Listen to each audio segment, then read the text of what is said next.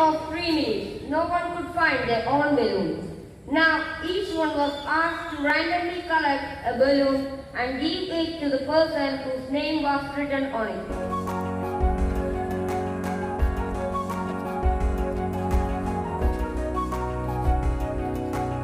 Within minutes, everyone has their own balloon. The speaker then began. This is happening in our lives. Everyone is frantically looking for happiness all around, not knowing where it is. Our happiness lies in the happiness of other people.